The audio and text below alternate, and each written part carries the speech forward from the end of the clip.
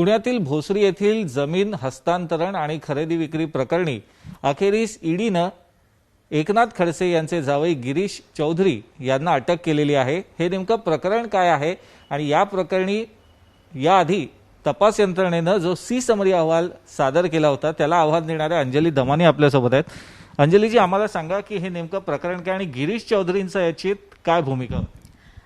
कसं आहे की अब्बास उकानी नावाचे एक व्यक्ती होते, त्यांची जी ही जमीन होती ते अनेक अनेक अनेक वर्ष लढले MIDC बरोबर की बाबा मला माझ्या जमिनीचा तुम्ही योग्य तो मोबदला द्या। त्याच संदर्भात त्यांचे जे एक ॲडव्होकेट होते रवी अळसे नावाचे, त्यांनी एक पत्र म्हणजे लीगल नोटीस ही त्यांनी रेव्हेन्यू डिपार्टमेंटला लिहिली होती। ती जून 2015 मध्ये लिहिली होती की बाबा आमच्या जमिनीची मूळ किंमत ही 241 रुपये आहे, 241 कोटी आहे। तर इथे जर आपण बघितलं तर त्यांनी क्लिअरली लिहिलं होतं की 241 कोटीची ही जमीन आहे आणि हीच जमीन काही कालानंतर म्हणजे जवळजवळ 6 महिन्यानंतर जर एखादा मंत्री, तो पण रेव्हेन्यू डिपार्टमेंटचे जे मंत्री आहेत, ते जर ही जमीन विकत घेतात आणि ती पण अक्षरशः म्हणजे 1/10 पेक्षाही कमी कॉस्टमध्ये जर ते विकत घेतात तर ती ही त्यांना मिळाली कशी, हा पहिला प्रश्न येतो। आणि त्यात जेव्हा आम्ही बरंचसं काम केलं तेव्हा आम्हाला कळलं की मंदाकिनी खडसे आणि गिरीश दयाराम चौधरी या दोघांनी ही जी जमीन घेतली होती त्यांच्या खात्यामध्ये पैसे आले होते एका बेंचमार्क बिल्डकॉन नावाच्या कंपनीतून। तर मी तेव्हा ईडी पुढे हे सगळं मांडलं होतं की बाबा ही बेंचमार्क बिल्डकॉनची चौकशी करा। सी समरी रिपोर्टमध्ये त्यांनी असं सांगितलं की ही कंपनी जी आहे त्यांनी लोन दिलं होतं 2 कोटीचं गिरीश दयाराम चौधरींना आणि 2 कोटीचं हे मंदाकिनी खडसेंना। तर त्यांच्याच रिपोर्टमध्ये त्याचे 3 ग्रंथ होते, त्या ग्रंथापैकी एका ग्रंथात त्यांनी सरळ सरळ त्याचे जे बॅलन्स शीट्स होते त्याच्यावरनं मी पुन्हा ॲफिडेविट फाईल केलं त्या कोर्टामध्ये की क्लिअर दिसतंय बँक स्टेटमेंटमध्ये, आणि कोणाच्या बँक स्टेटमेंटमध्ये, ते ACBनी कोर्टापुढे ठेवलेल्या रिपोर्टमध्ये सरळ सरळ दिले। ज्या घटकेला पैसे बेंचमार्कमध्ये येत होते त्या घटकेला ते पैसे गिरीशच्या अकाउंटमध्ये जात होते आणि मंदाकिनीजींच्या अकाउंटमध्ये जात होते। तर अशा अनेक कंपन्या होत्या, केमेक्स गुड्स, प्रोफिशियंट ट्रेडिंग, अडामिना, आणि त्यात एक अब्जयोनी नावाची एक कंपनी होती। बाकीच्या सगळ्या कंपनीज बाहेरच्या होत्या, कोलकात्याच्या होत्या, कुठल्या होत्या।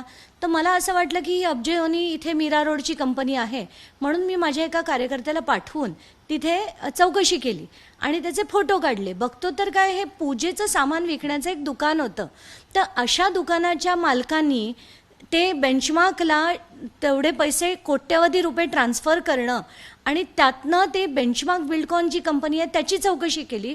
काळबादेवीच्या एका छोट्याशा रूममधनं ही जर कंपनी चालत असेल तर अक्षरशः म्हणजे गंमतच वाटली की ह्याची कुठचीही चौकशी तेव्हा अँटी करप्शन ब्युरोनी न करता सरळ सरळ सी समरी रिपोर्ट जो फाईल केला होता तो मी चॅलेंज केला होता। अगदी फोटो सकट मी ही सगळी माहिती कोर्टापुढे 2016-17 मध्ये ठेवली होती। सगळ्या कंपन्या बोगस होत्या, सगळ्याच्या सगळ्या। ही बेंचमार्क नावाची जी कंपनी आहे त्यात 35 शेअर होल्डर्स, 43 का 41 पैकी हे सगळे कलकत्ताच्या कंपनीज होत्या, म्हणजे सगळ्यांना माहिती आहे। आणि त्यात सेंटरकडनं त्यांच्या काही कंपन्यांना शेल कंपनीज ज्या होत्या त्यात 7 कंपन्या या shell companies declared by central government होत्या। तर असं सगळं असताना ह्या बेंचमार्कमधनं पैसे आले, कोणाच्या खात्यात आले तर गिरीशच्या खात्यात आले आणि मंदाकिनीच्या खात्यात आले। तर तेव्हा जेव्हा मला ईडीनी समन केलं होतं त्यांचा आधी मला फोन आला की तुम्ही चौकशीसाठी या। मी म्हटलं मी तशी येणार नाही, तुम्ही मला समन करा, ऑन दॅट समन आय विल कम, कारण मला तुमच्या राजकारणात बिलकुल पडायची इच्छा नाही आहे। हे सगळा जो वापर होतो ईडीचा, CBIचा तो आपण नेहमीच बघतो आणि कुठेतरी ते शोधून जुने पेपर काढण्यात येतात आणि त्याच्यावर त्यांची चौकशी असते। तर मी म्हटलं तुम्ही मला समन करा, त्या समनचा आदर ठेवून मी चौकशीला तुम्हाला जे डिटेल्स पाहिजेत ते द्यायला मात्र येईन। तेव्हा मी त्यांच्यापुढे हे सगळं मांडलं की तुम्हाला चौकशी कोणाची करायला हवी होती, त्या दोघांची करायला हवी होती, तुम्ही काय केलं, राजकारण करून तुम्ही एकनाथ खडसेंना बोलवलं। याच्यात आधी चौकशी करा की पैसा आला कुठून, यातनं मनी लॉन्ड्रिंग झालं कसं, let everything come on record first.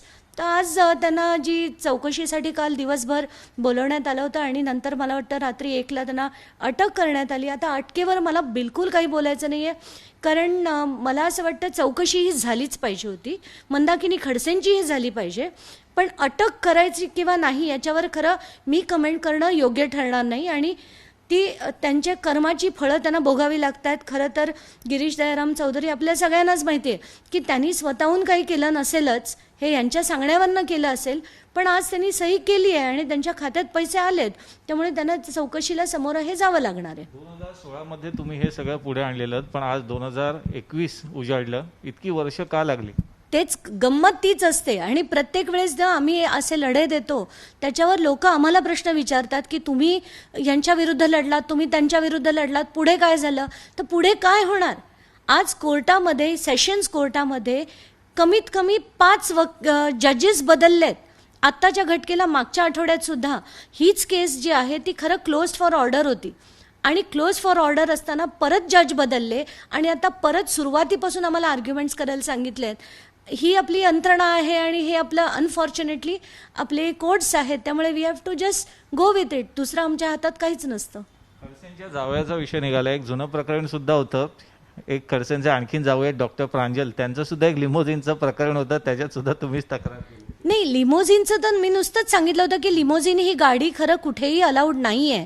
असं असताना यांच्याकडे येते कुठून? आणि त्यांचे एक नाही, या सगळ्याच नेते मंडळींकडे तुम्ही बघाल ना, सगळ्यांकडे झाडून पॉश गाड्या असतात, मर्सिडीज असतात, लँड क्रुझर्स असतात, रेंज रोवर्स असतात. कुठून येतात हो?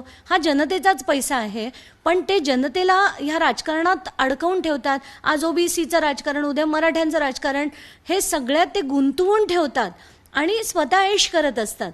तर मी जे प्रकरण बाहेर काढलं होतं लिमोझिनचं, ती फक्त बँड गाडी यांच्याकडे कुठून आली? आता तेच मनीष खेवलकर यांचं मुक्ताईनगर जो साखर कारखाना आहे त्याच्यात त्यांची इन्व्हॉल्वमेंट आहे, त्याच्यात पण पुन्हा मंदाकिनी खडसे आहेत. या सगळ्याच्या आता पुन्हा साखर कारखान्यांच्या चौकशा चालूच आहेत. चौकशी करावी आणि पण त्यातनं जो निष्कर्ष काढायला हवा, त्यातनं जे ॲक्च्युअल रिझल्टपर्यंत जायला हवं ते ईडीने गेलं पाहिजे. नाहीतर खरंच आता अशी वेळ आली आहे की ईडीवर सुद्धा आपल्याला कारवाई करायला लागणार आहे. मला ईडी विरुद्ध PIL करायला लागेल जर ही कारवाई त्यांनी तडीच नेली नाही तर. या प्रकरणीच खडसेंना राजीनामा द्यावा लागला होता. मग पुढे ते भाजपात अज्ञातवासात गेले, वनवासात गेले.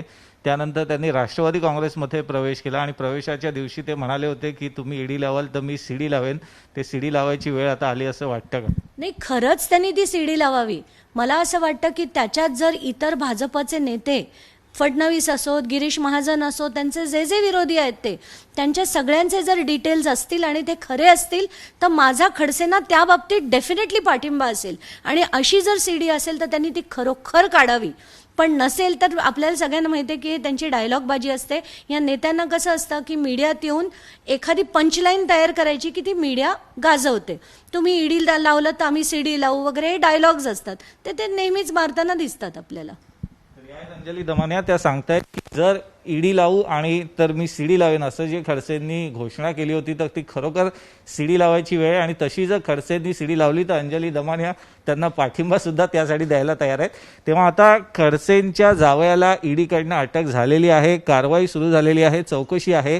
ईडीच्या या तपासात आणखीन काय काय पुढे येतं, आणखीन कुणाकुणाची अटक होते, कुणाला चौकशीसाठी समन्स केलं जातं, हे येत्या काळात आपल्याला दिसून येईल. कॅमेरामन गजानन बाळपूरकर, समय राणे, ABP माझा, मुंबई. ABP माझा, उघडा डोळे बघा नीट.